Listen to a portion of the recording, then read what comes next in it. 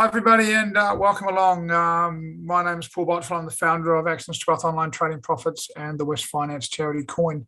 It's good to have your company today, and we're going to have a heck of a show for you, I would expect, as we start and work into the week. Those of you that have just been in Julian's macro market overview have had a really good look at the week. And for mine, what's coming up from Julian, for mine, one of the interesting features this week is finally we've seen a couple of the majors just jump out of their ranges. Julian, you okay?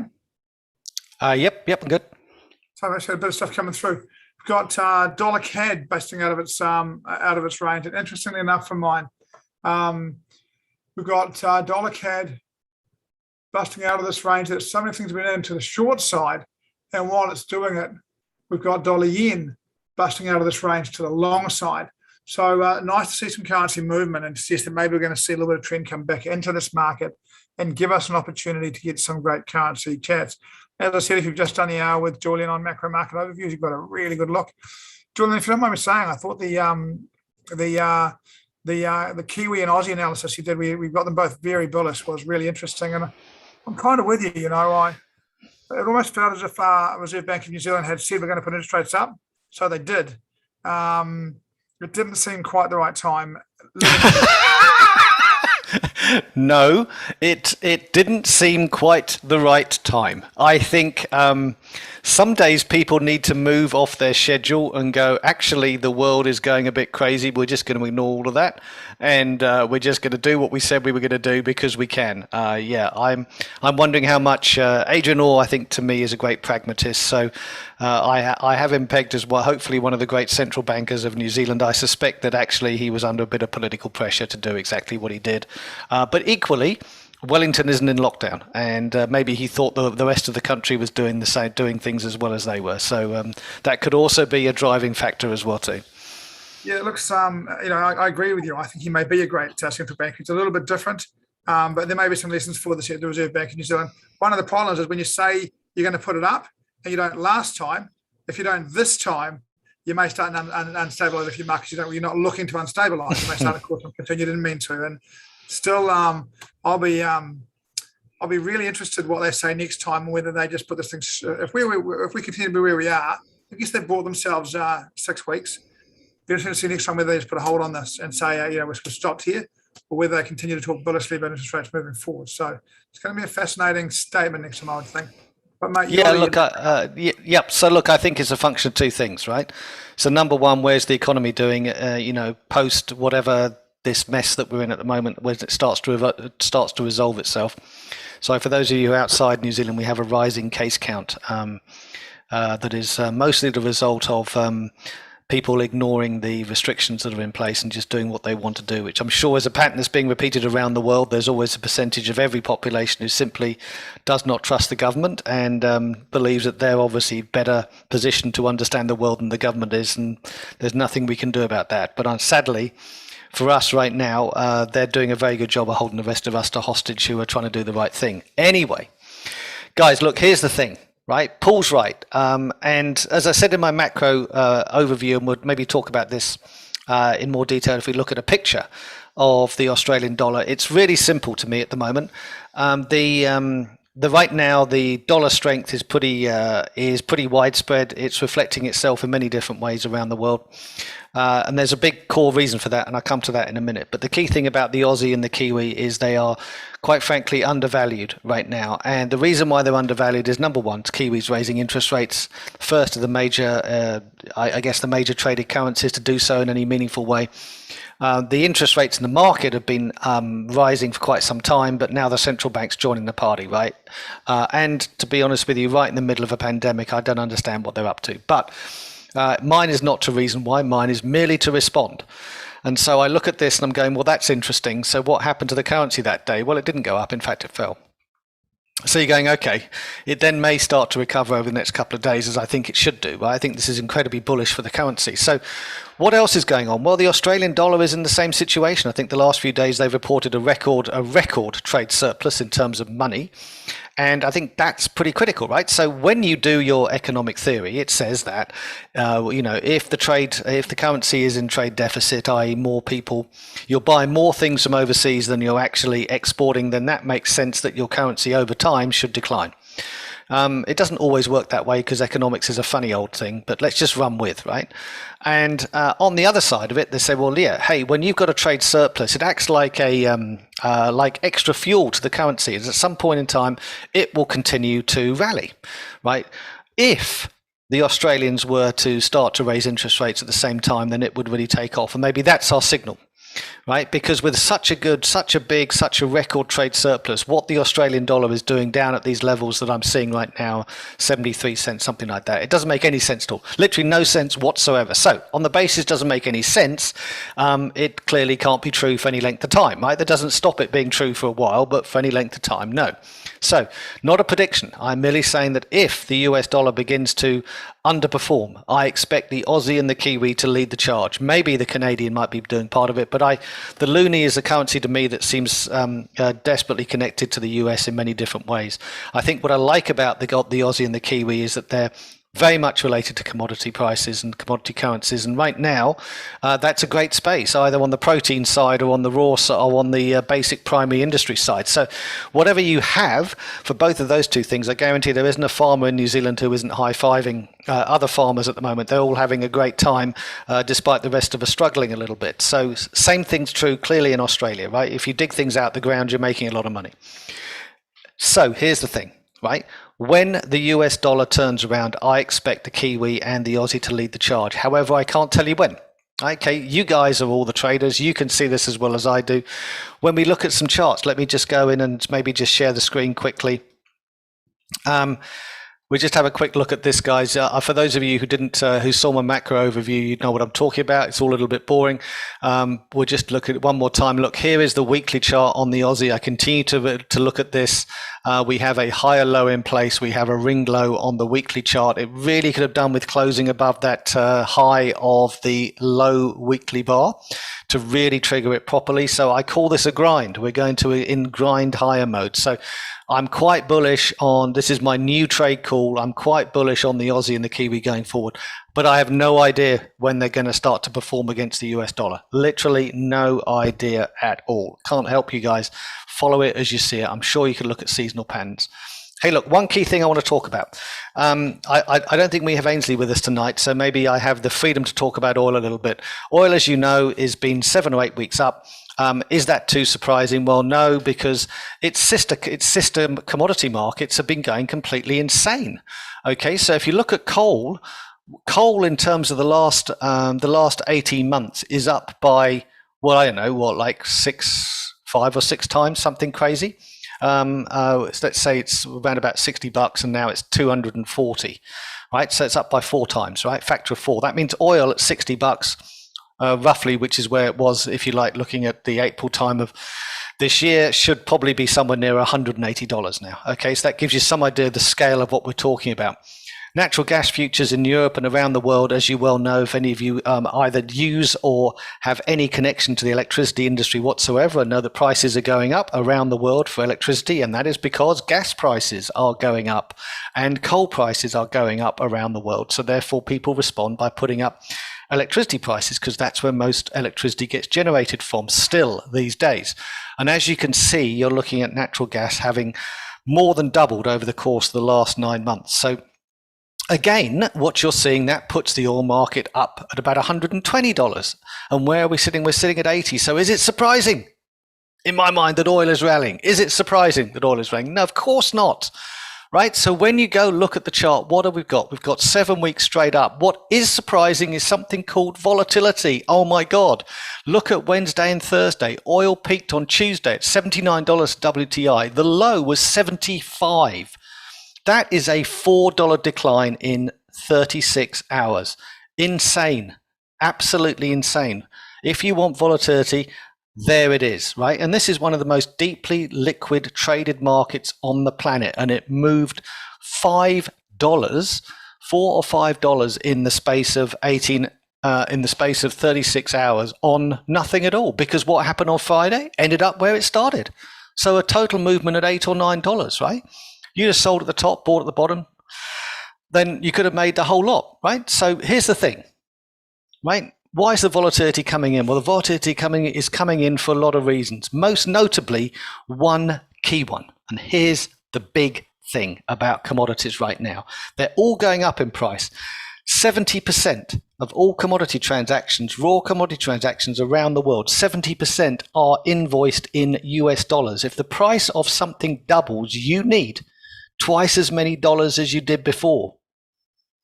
Okay, that's just the way the world works. So do you think right now that there is a shortage or a surplus of dollars? Well, the short answer, because I'm going to help you, is that there is a shortage of dollars. Right? Why? Because everything costs an awful lot more. You just need a lot more dollars to buy the same amount of stuff. Okay, and this is the crazy thing that we're seeing. So why is the US dollar rallying? Well, it doesn't take a genius to figure that out now, does it? Because we can all do the maths. We say, oh my God, all these commodities have doubled in value. That means that we need twice as many US dollars.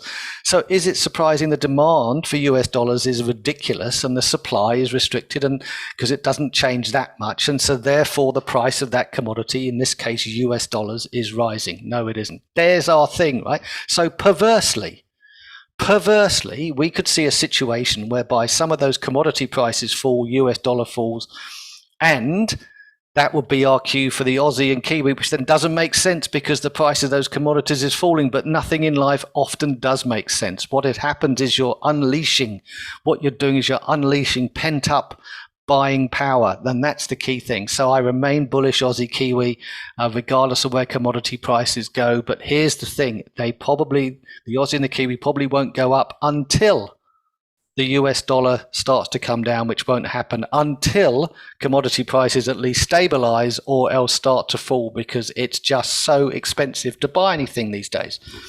I think probably for me, Paul, that's pretty much it message wise. I don't really have a lot else to talk about. If you really want to hear what I've said, I put 50 minutes into macro overview just now.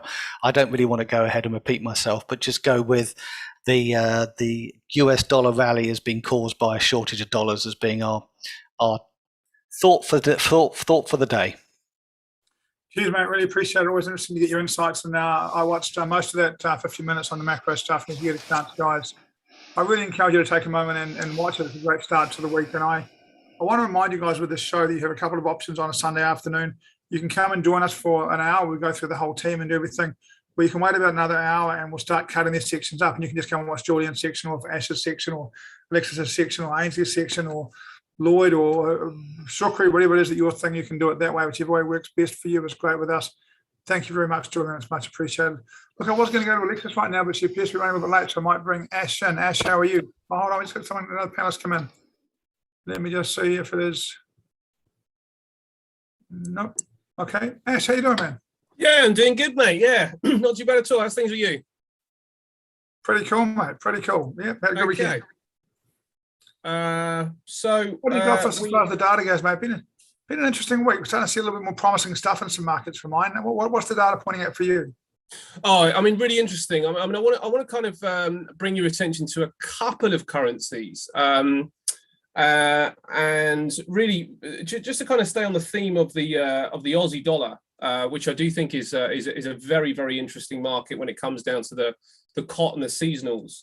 But just a word of warning to be very wary of which you trade these currencies against, because this is what we are currently seeing when it comes down to the Aussie dollar. Very, very bullish.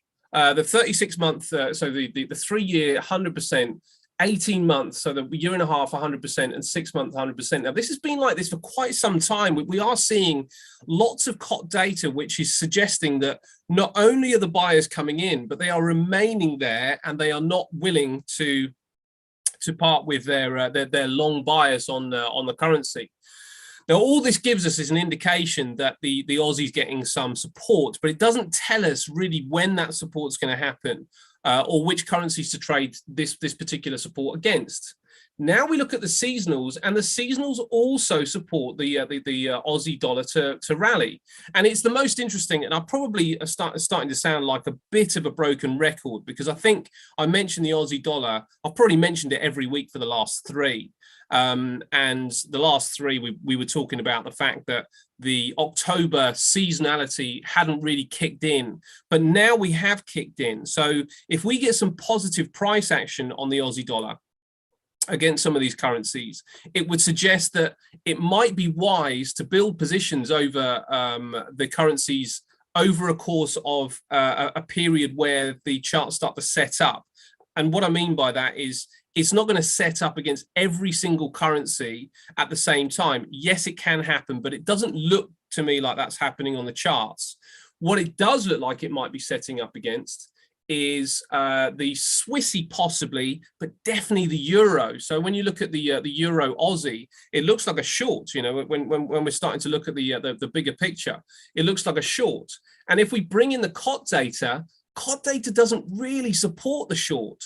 So this is where we start to kind of look at it and say, what are we gonna start relying on and trusting? Certainly, the seasonal suggesting a short in the euro may be about to come, but you can see that this is the October timeframe to November. Looks like around about the middle of October this starts to fade.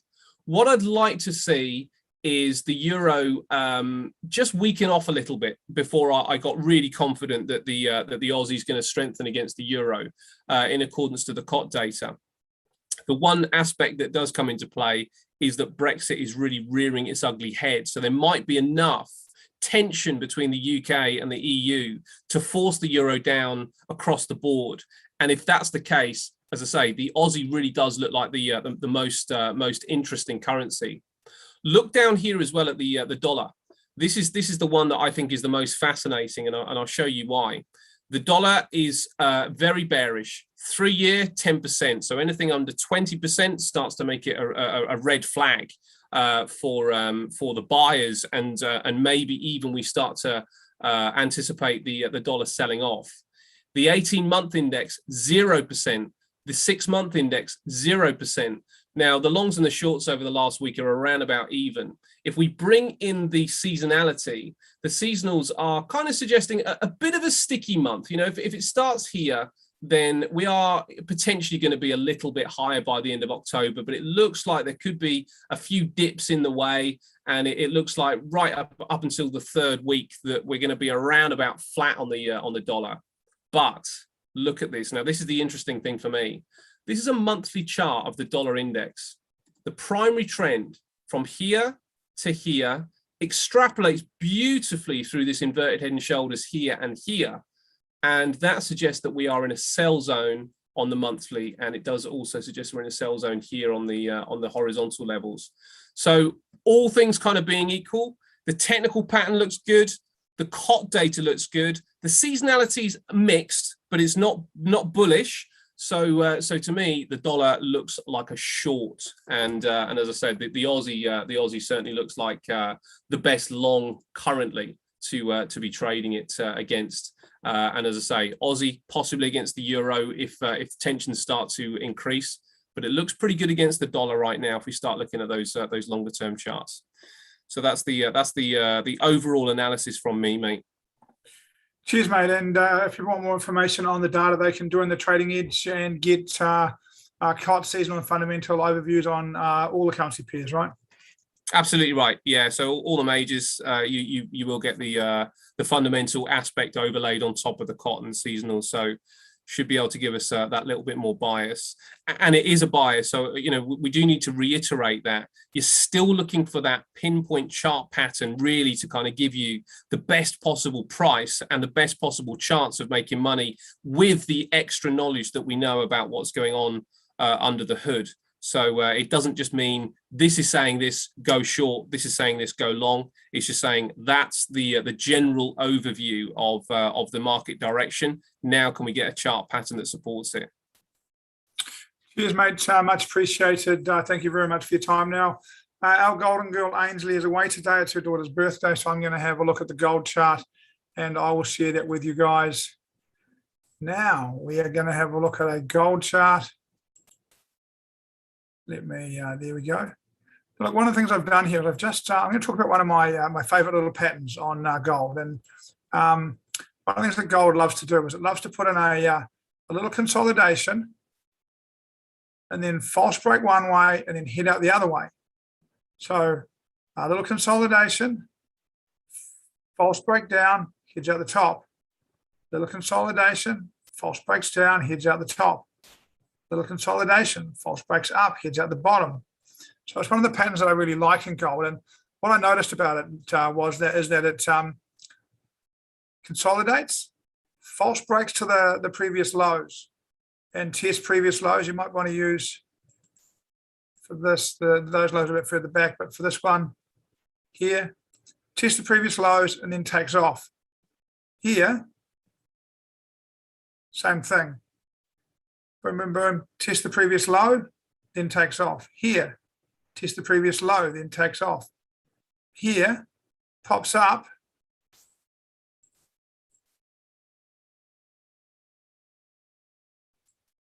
Test the previous level, pops down. So here we are with gold once again, putting in a little consolidation here. And what I'm looking for really is I'm looking for a move down to around 1740. Now there is a level just a little bit higher around the bottom of this bar actually. We've already been here. You know, so at 1745, probably on 1745, probably wouldn't quite get me in. But it popped down to 1740, and I'll be looking for an opportunity to buy this and see whether they're going to get a pop back out and head back around the $1,800 level. I think that Julian said that, you know, it's a bit stuck gold. And look, he talked about sleeping through this, and it is, boy, it's just gone, it's done nothing. I really feel sorry for the gold traders this year. I mean, really, this year, gold has just done nothing. So, you know, right now, I think that it's got a lot of pent up energy. I think a breakout is on the cards. There are some levels to get through, obviously 1807. Clearly, we've got to get through 1830. But I like the chances here of a pop down to 1740. And if it did, I'd be take it on and take on these levels and have a little bit of a push towards the top side on gold. That's my view on gold. We will keep it going pretty quickly and get straight over to Shukri. Shukri looks to me like the crypto seasonal run, October, November has started. It is started, and it is starting with a bang. Even more better than I expected, right? When you talk about DeFi and all this, everything seems to be in full swing. But let's look at what's happening at the charts. The charts are hiding a lot of things. Well, you know, Bitcoin did go up October to the dot. Once we hit October, it decided, oh, I'm going to go up again as per the seasonals. So there we are. We're hitting against 55. Next up is above 60. Then I do expect some consolidation. Ethereum is struggling. If it breaks 3.6, well, it's obvious, 4,000. And then it goes to 4.8 and beyond. But beyond this, I think what's important is the news that's coming out. So let's see what happened. SEC approves an ETF. It wasn't the one that we wanted, but it's getting closer and closer to the first approval that may happen 17th of October and beyond, right? So look at that. So they did approve this crypto stock ETF that has Bitcoin, companies making money in Bitcoin. That's good. That is a start.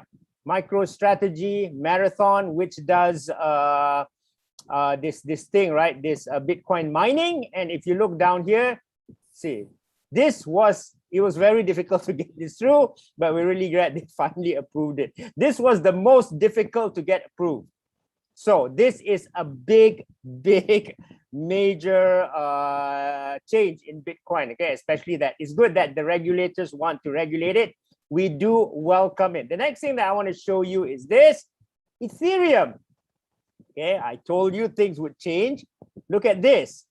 With the Facebook brouhaha, now you can sign in with Ethereum, and you guys know right now Twitter will allow you to show yourself on Twitter with an NFT.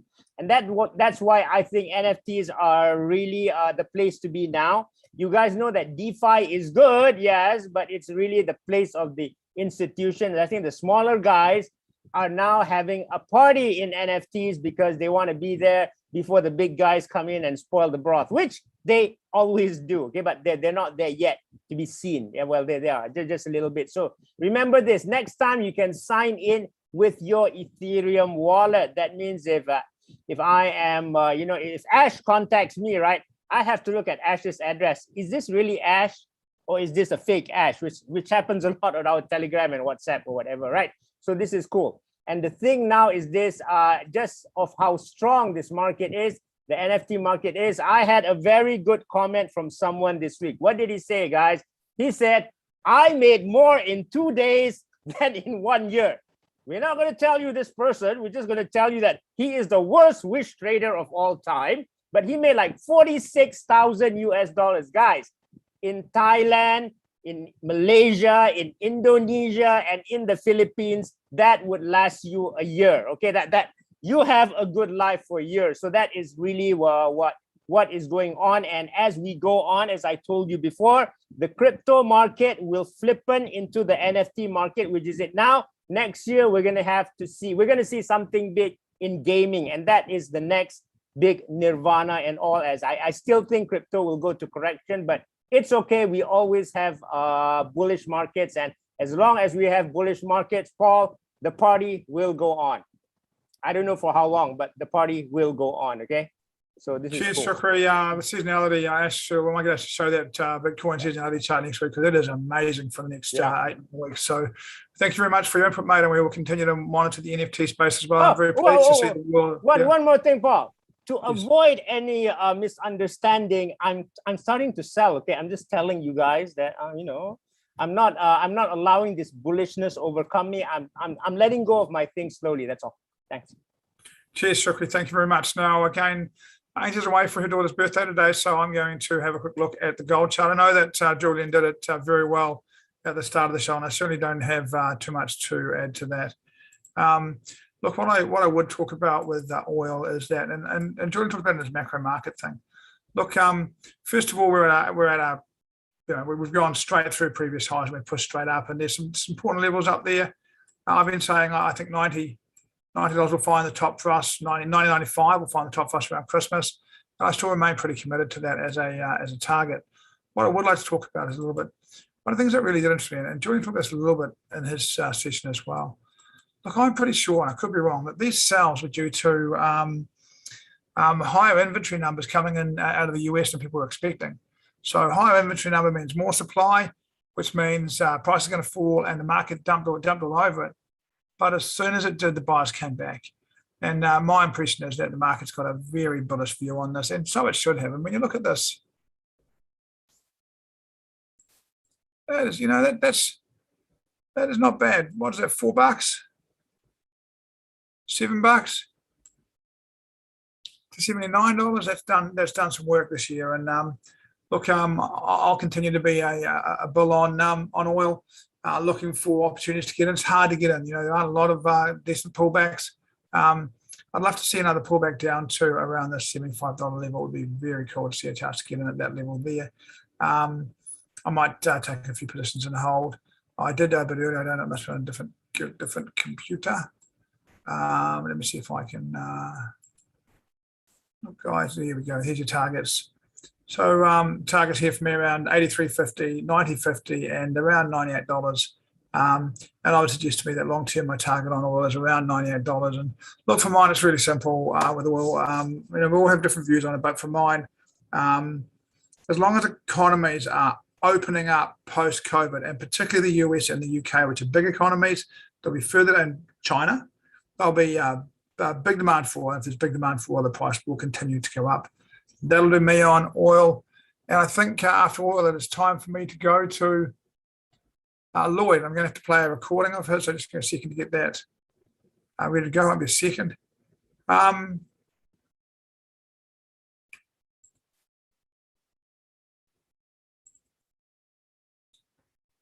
just get that ready to go now. I'll share it.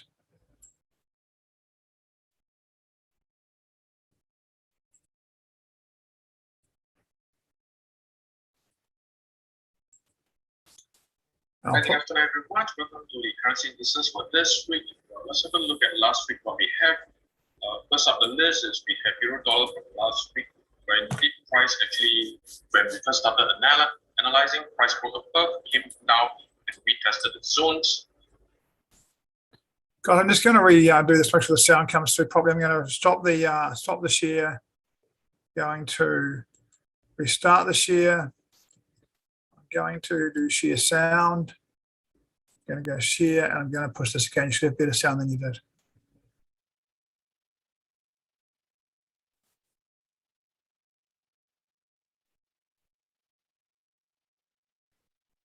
Horizontal level, and it went down. Yeah. So managed to get this, went to 3:1, good trade. The second trade which I went in for last week was actually Cat Swiss.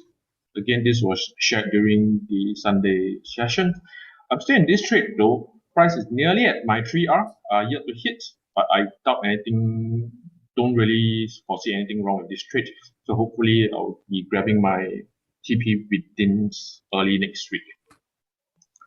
For the upcoming analysis, what we have here is that the dollar index still looks pretty strong from last week. Imprints are actually doji bar. Yeah. So usually when there's a breakout followed by doji, I interpret that as a continuation. Yeah. So it's still high on my list to actually long dollar index. Next out on my list is the Swiss index. You can see that price is still somewhat within the channel. Although overall on the big picture is could be ranging. Yeah, but I'm still keeping to this, and there seems to be a higher chance that price might just come back to the high of the channel before heading down again. Yeah, we shall see what happens. Next is a bit unclear to me, which is the Canadian index. Again, price actually shot up. Currently, it's actually testing the 80. Yeah, we won't know what happened here. Price might actually continue soaring. So possibly Monday or Tuesday, we might get a better idea. Yeah, but as of now, because this is really a bullish close, it might just get wet back down just as furious. Yeah, so I'll decide to stay out of the Canadian index. The Kiwi index is also a bit unclear to me at the moment. The price action does not look decisive. Overall, it is showing a bearish sign. Yeah, so need to wait for further clarity on Monday or Tuesday bar to see if price will actually retest 70 and then might give us a further downward price action. Now, what's clear to me is that actually the Australian index, you can see that price actually gapped up and then gives us a doji bar. If all goes well, price might just stay well within the channel, and then we should have, after possibly again on Monday, waiting for clarity. If there's any bearishness on Monday, then we can continue shorting the Australian currency.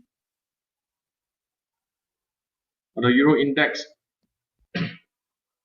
our price has broke down very nicely, so giving us another bearish bar. So if there's nothing wrong, I'll continue shorting the Euro currency if there's more opportunity to come.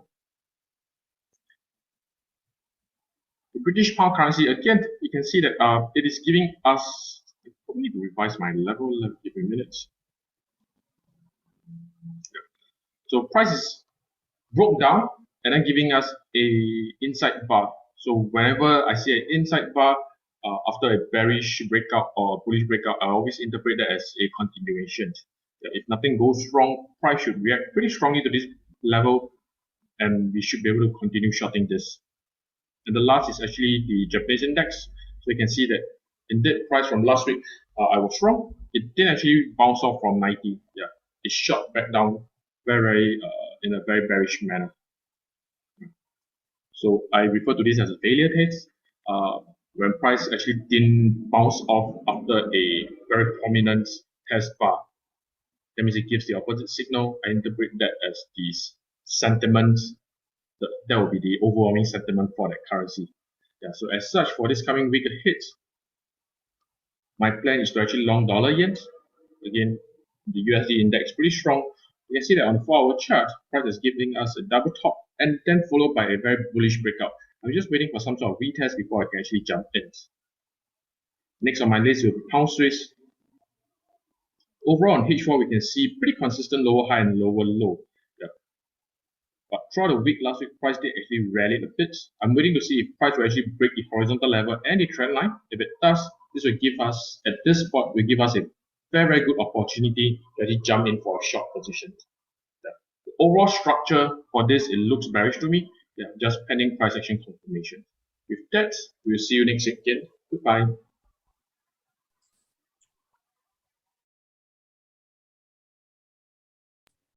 Always fascinating to have a look at Lloyd's insight into the market. And now we start heading towards the technicians' 2 cents with Geoff. Are you with us? G'day, Paul. I am indeed. Nice to have you along, mate. No NRL grand final this week, mate. Did you enjoy it last week? Mate, I did. I thought it was a cracker of a game, and I enjoyed the result as well. I just enjoy grand final football, I think, and that was one really good example of it. Yeah, mate, I agree. Always nice, mate. It's so often after a season, it's disappointing when the final blows out. But was it 14-12? Nice and tight, eh? No, really good. And anybody's game up till a few minutes from the end. Really nice. For Fat and Zarif. Shukri, you appear to be on and unmuted at the moment. You've been in another session as well. Let me just. He's a busy man. See if I can. I think he might be muted now. There we go. Righto, mate. Let's hear your 2 cents with what's the market going to do this week ahead? G'day. Happy days. So, Shukri, did you say the Fed was coming in as well? Yeah. Mate, I've got. I can still hear you in my cans, mate. He's in Switzerland. Hear all that conversation. Don't know if anyone else can. I'll try and talk over it anyway. I think that's. Hold on a second, buddy. Let's see what I can do here. Yep. Okay. Why is these? Stop now. All good. Okay, I'll continue. I think you're seeing my screen and hearing me. That'd be a good thing. I'm going to start with the one and only game changer bar on my list this week, and it is Euro Yen. Look, whilst I can totally see that it's bouncing off a support level, we got a game changer bar last week, and we've got one in the opposite direction this week. If you have a look at that a little bit closer, you can see how much of a range that's trading in. And I'd much prefer to trade this as a range than I would as a directional bias. So I'm looking at the top here, and I'll wait till it gets to the top and look to trade it to the bottom. Unless it breaks out of the top, then I can reassess if we get a retest. But at the moment, it is the only one on the board. And if you wanted to trade it, then obviously you'd be trading above that bar with your stop loss below. I think the reward to risk on that is ridiculous, so I wouldn't be even contemplating it myself at this point. Next one I want to look at is dollar Swissy. Now, dollar Swissy, for the longest time, you're going back to 2015, right up till last year, March of last year, or around about there somewhere, where it broke back through this 93 handle. And since then, we have had one false break of that level to the high side. That was in the early part of this year, as I understand it. March and April. We had a little bit of a fight with that battle, a fight with that level. Since then, we've ducked back underneath it and are currently retesting that level. There's that level there, 93.08 as I've got it. Let's call it 93. And so far, we've looked like going through, but not. And we are currently back underneath there with a bearish bar last week. I'm actually keen to try this at some stage. Am I willing to trade the daily bar, which was last Friday, of course, gave us a beautiful little tweezer top sitting on that weekly pivot. But a tweezer top in that position is really not a tweezer top, in my humble opinion, because it's not the top of anything.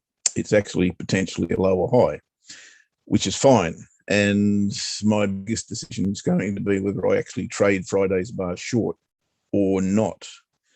I think I'll wait and see what the market, well, I will wait and see what the market dishes out in the morning in terms of a gap.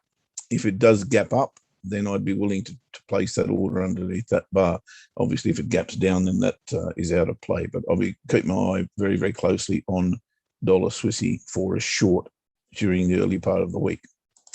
Euro CAD is the next one I would look at. Like a few, and Paul mentioned it earlier, like a few of the currency pairs, we have experienced breakouts over the last week or so, and Euro CAD is one of them. And if I look like I've got a smile on my face, it's probably because I've been in this short since January, potentially the longest time I've ever been in the market. But this is now looking very, very strong to the downside, having broken that monthly trend line. Is at a support level, no question. But I think this is now a saleable currency pair if it pulls back. So in other words, sell the rallies, and the next one could well be back to that level. That's the low of the breakout, which is probably around about at 146 mark. So a pullback to there would be really, really good for a sell. You may not get that opportunity, such as the vehemence, if you like, of this move. So that is Euro CAD. The next one I want to look at is Aussie Swissies. A lot of talk about the Aussie at the moment. I don't disagree with any of it. The timing is obviously going to be the problem. What I see is the 68 handle here as the fly in the ointment, I'll put it that way, if you are looking to trade this long. A lot of the Aussie pairs are very, very similar, but this one, I've been waiting on this for the longest time. It just got into this ridiculous amount of consolidation and just couldn't get through that 67.50 handle, really, around about there somewhere. It did during the week, and now pullback does get me interested. But I can't just trade this bar here. I don't think we're knocking our head on that level again, the 68 cent mark. So I want to see it pull back a little bit further to get into this long. And I'm a fan, definitely a fan, but I don't like the price at the moment. I'd like to see it pull back a little bit further if I am to trade it. So Aussie Swissy on the radar, but I want to see a little bit of a pullback. Now, the one that is more interesting to me than any other, if you're talking Aussie, is Pound Aussie. Now, I've gone to the line chart here for a particular reason. And that reason is that the most dominant part of this chart for me is that big you can call it whatever you like. I'll call it head and shoulders. And we've now put in a very, very similar scenario here. You can call that a head and shoulders too if you want. But the level, the horizontal level, is the key here for me. Whilst ever we're above it, you're probably looking for a bounce off it, maybe to test the trend line that exists through there on this, the weekly chart. Yet if I go a little bit tighter into the daily chart, and I do believe that that's the level, 1.86, about 3.7 as I've got it, go to the daily chart, it gives you an entirely different picture, because you've got that lower low, lower high scenario. Then you've gone into trend, lower lows and lower highs, and you've come back underneath that level, the 186.37 level. As I said, I've got it, and we've now retested that level at a beautiful confluence area. Again, the line chart points it out far, far better than any other chart. And for that reason, I'm a Pound Aussie bear for the week. If I can find a way in here, that would be super, super special.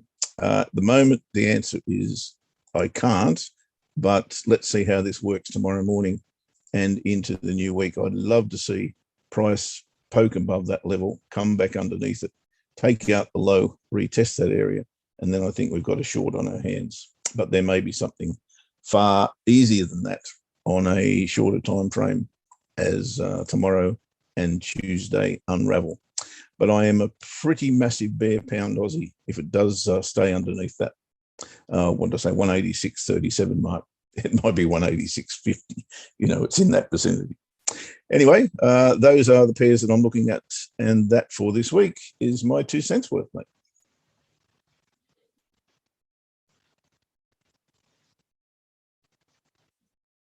Maybe I should go for 4 cents.